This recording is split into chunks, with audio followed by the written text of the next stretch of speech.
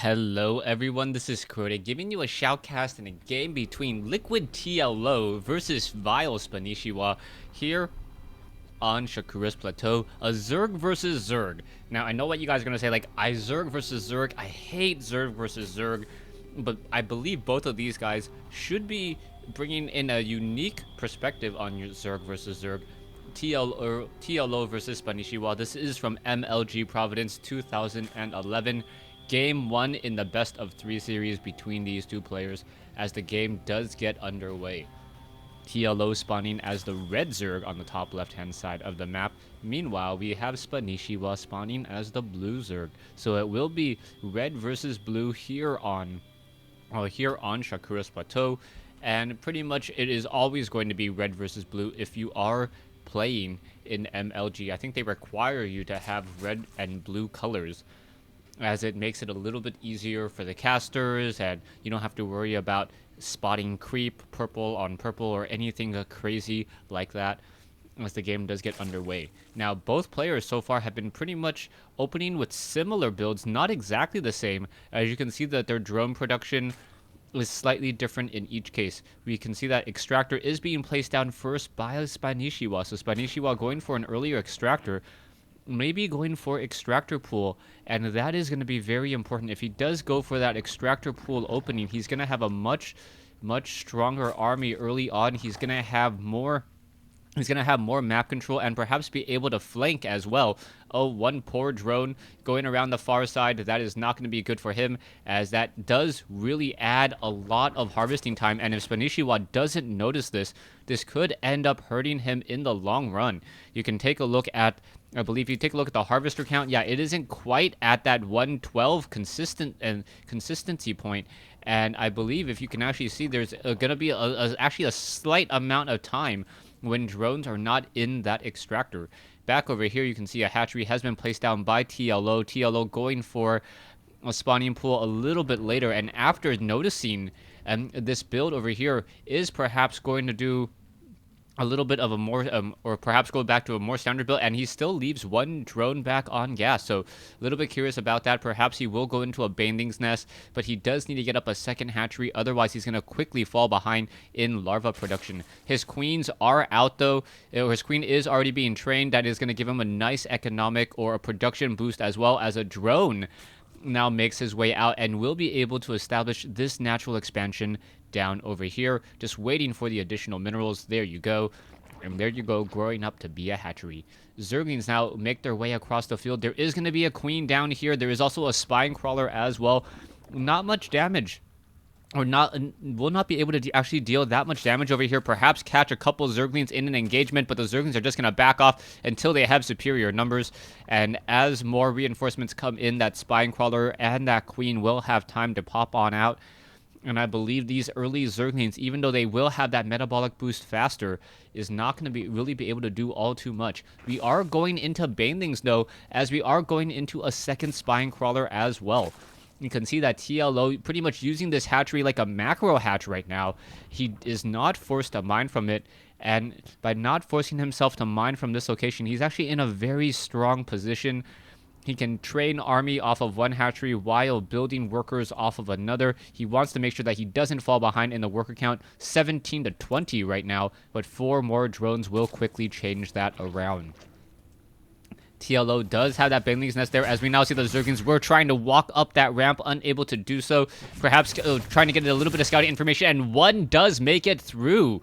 So Spanishiwa getting critical scouting information now, sees the drone saturation, and knows something. Oh, is he going to be able to get a drone? Oh, yes, he does get a drone kill there. Very lucky. So 2 workers killed versus 0. Harvester count 22 to 27.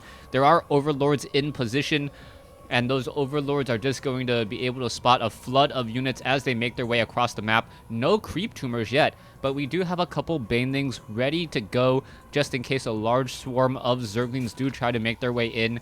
But it looks like TLO pretty much with the same story as well. Gonna get some Banelings. Banelings very strong. And now we have Banelings hiding off over here. They are not going to be able to really make their way in or around. Now just taking a quick look. Gonna see that the drone saturation, another Zergling able to sneak away, and no hidden baneling at all, as I believe TLO was actually watching the minimap and saw the Zerglings make their way in.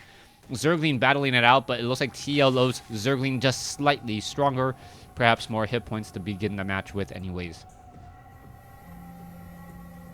Give me one moment. Alright, I'm back. Sorry about that. Oops, let's go ahead and get that overlay back in position as the game does continue. You can see I'm currently TLO just sitting with the hatchery off over here, and now Banelings and a Zergling gonna make their way out. Both sides, none of them are going to tech to tier 2 just quite yet, but strangely enough, Spanishiwa going into 4 or 3 gas play.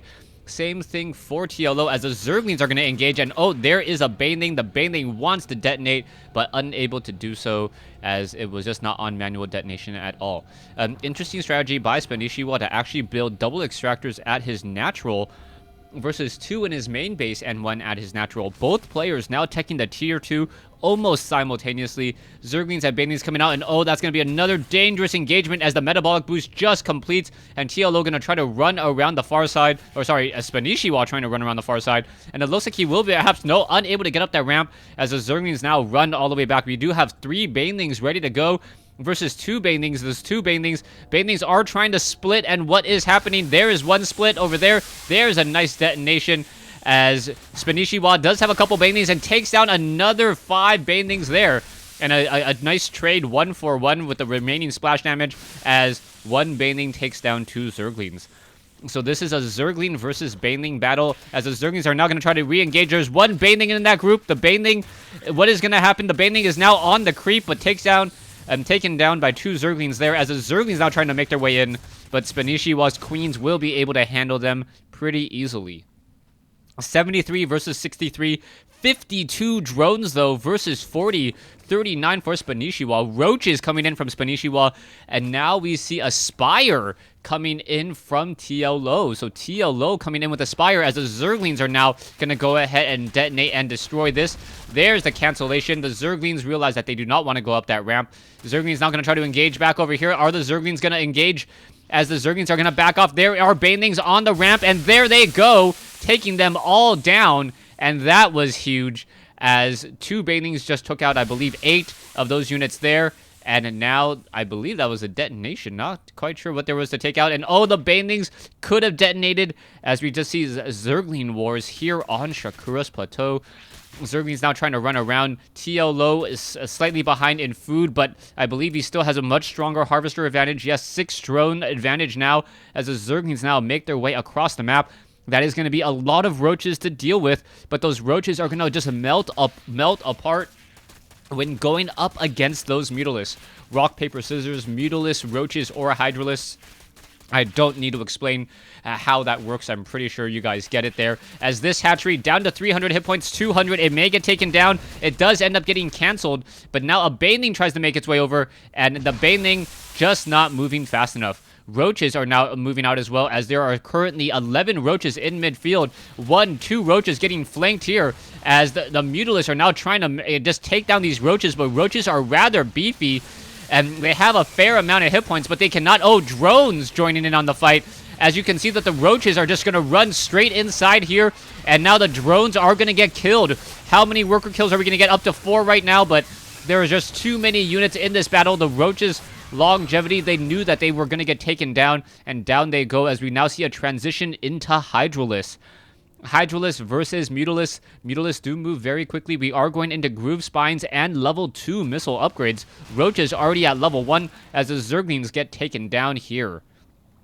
TLO now with the 15 food advantage.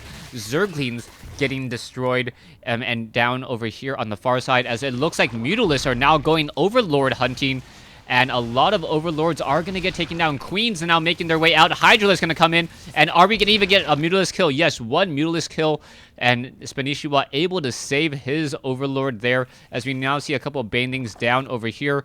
And perhaps some drones will be transferred as well. It looks like the Overlords are going to start doing a little bit of a creep highway, as another Overlord gets taken out of the sky. Pneumatized Carapace now is being added. It looks as though the Mutalisks are going to just fly in and try to get more damage once more. Another Overlord going to get taken. Oh, no, the Hydralisk able to scare away those Mutalisks there as the Overlords now finally have movement speed. And now the poor Queen now forcing itself to hide. And all the drones with the burrow. So Spanishiwa keeping all of his drones alive with a very nice burrow, keeping his units and his workers intact. Roaches are now making their way in. It looks like one Roach may get taken down. The Zerglings and the Roaches are battling it out. 2-0 upgrades, and now another burrow coming in from Spanishiwa. Overseers are now being added, but Spanishiwa is going to be able to regenerate those hit points. And as soon as those Roaches have full hit points, I do believe they will back out, as there is now a Spore Crawler being added. Roaches do not have tunneling claws, so they are revealed. Spanishiwa just sitting there as Overlords are now making their way into position. Back over here, Mutalisks taking down, I believe, a Queen, as the Mutalisks are now backing off once more. And just both sides dealing a fair bit of damage and perhaps trying to get into the proper position. Roaches and Zerglings, Overseer in the air, more units on the ground as the Zerglings now are trying to run back home. The Roaches do have the movement speed upgrade, but when going up against Zerglings, still very difficult as the Roaches once again burrow once more, but with now tunneling claws, that is just a trap waiting to happen. Especially with the Overseer. The Overseer doesn't have pneumatized carapaces, but enough. And oh, the Banelings, there you go. A beautiful melt there as the Banelings just completely getting destroyed. And now drones making their way over. Roaches are trying to stay alive longer. Hydralisks and Roaches, but so many more Roaches compared to Hydralisks here. Banelings did, I believe, detonate a couple hits and a nice splash damage there as the Roaches and Banelings and Hydralisks are now out of position. Kind of in an odd situation here where the concave is not working. The Roaches are stuck behind while the Hydralisks are in the front. You need to reverse that as you now see the Queens getting engaged. A Queen down to 1 hit point, able to stick alive or stay alive, but ever so barely. TLO now with the 50 food advantage here on Shakura's Plateau. I believe the Roaches are just going to simply overwhelm, and Spanishiwa just wasn't ready for the tech change from Mutalisks into mass Roaches. He has more Hydralisks than he needs, and because of those Hydralisks, even though they are very nice DPS dealers, they are not as cost effective as a Roach in a Roach versus Hydralisk battle. Roaches and Hydralisks just backing up even further. It looks like these units are going to get taken down, and I'm sorry, Chaos Theory, I am married. Honey would be very upset. But thank you anyways, and there is the GG. Thanks for watching. Thanks for listening. I hope you guys enjoyed this 1v1 replay between Spanishiwa and LiquidTLO here on Shakura's Plateau. Stay tuned for Game 2.